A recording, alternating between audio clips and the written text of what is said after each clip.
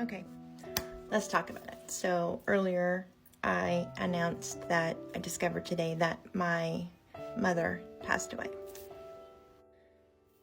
And I've had my cry. I didn't cry for her. I think I cried more for the pain that she inflicted on my life and my brother's life. And again, it makes me want to call him. It makes me need him here more than I've ever needed him here, just so we can talk about it.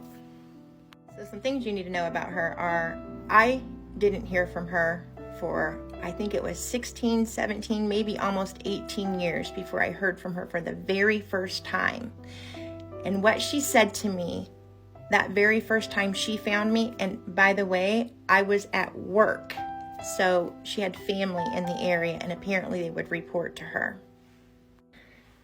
Some of the very first words she spoke to me were, "I have your baby."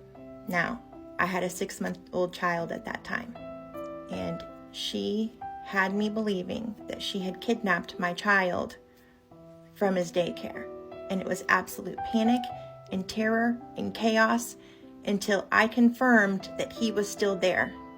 And come to find out, she was states away. She was just saying all of this stuff.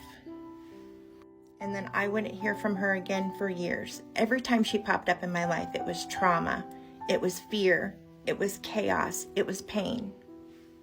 And the moment that absolute 100% hatred engulfed me with regard to her, ironically, it didn't have anything to do with all of the things she had done to me, all of the pain she had caused me, but was 4 or 5 days after my brother was murdered.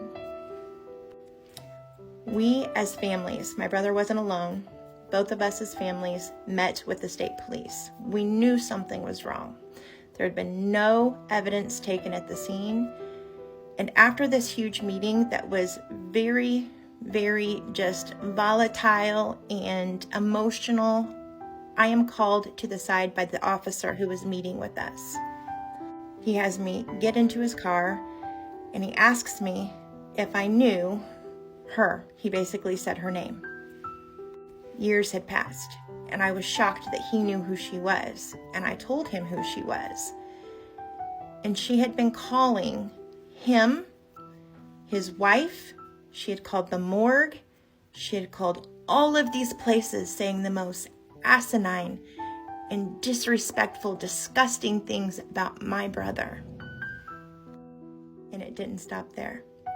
I'll have to carry on.